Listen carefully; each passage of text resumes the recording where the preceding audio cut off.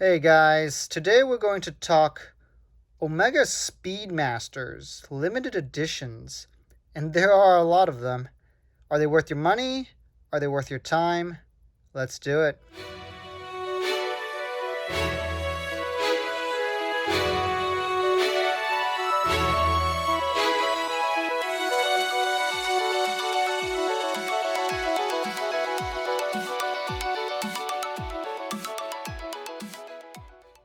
So I have here one of the Michael Schumacher limited edition Speedmasters. In fact, this is a rather rare reference. We're going to talk about this particular watch in a bit, but for now I'm going to use it as a base to talk about the Omega Speedmaster collection, the limited edition situation, and how you can capitalize on it. So, just a brief introduction to Omega. Owned by the Swatch Group, the large conglomerate that owns the likes of Longines, Breguet, Hamilton, so an absolute powerhouse. And Omega, of course, is most famous for the Speedmaster Man on the Moon watch, the first watch on the moon, and it's no small feat. And so I can definitely see why this is the most popular collection among Omega. And unfortunately, that's also led to a lot of limited editions. So the number one complaint most enthusiasts have about Omega limited editions is that there are just way too many. There's a new limited edition every year for the Moonwatch, at least one. They commemorate basically every single sporting event that happens throughout the year. And so because of this, the limited edition market for Omega secondhand is quite soft, and you can find limited editions at a pretty decent discount.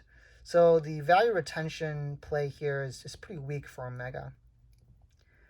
I actually don't find this to be the worst thing in the world, actually, as a consumer, for two reasons.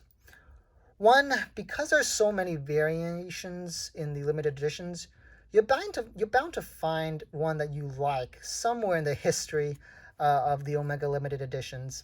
And two, this is a great chance for you to find a very special reference at a huge discount if you're willing to go secondhand. I also feel that there are winners and losers among the limited editions. Not all of them fall flat on the face. This watch in particular are one of the winners. You also have the Speedy Tuesday version. You also have the Snoopy. So there are definitely winners among the mix if you have the keen eye for it. So let's talk a little bit about this particular limited edition and talk about why it's one of the winners.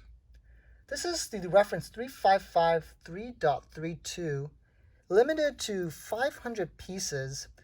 And this is actually a rather special piece in that Michael gave this out to his Ferrari team back in 2003 after his 6th World Championship.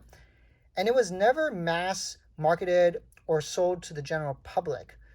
So this definitely has a very rare and unique factor to it. Now this watch does have a cousin, the reference 359.32, which was a 6,000 piece production model. And really the only difference between this model and that one is going to be the signature of Michael below the Omega. I personally find this layout of the dial just slightly more handsome and classy and special, but you're definitely going to have to pay the extra premium, and it's definitely going to be much more difficult to find, which makes this watch worth it, right? In addition to the limited production count and the special occasion that is associated with this watch, it's just a gorgeous watch, an off-white panda dial, different enough to distinguish itself from the Daytona homages of the world.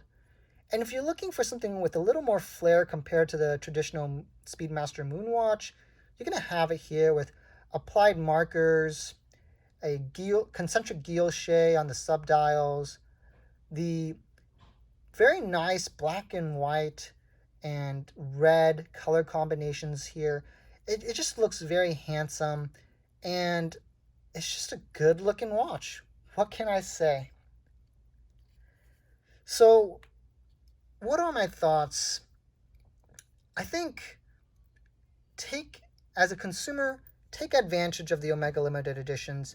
Don't use it as a reason to not buy Omega. And if you have a keen eye, then you can actually find watches that will retain value and that can serve you and maybe even appreciate in the long run. So Omega limited editions, not as bad as they say in my opinion. Capitalize.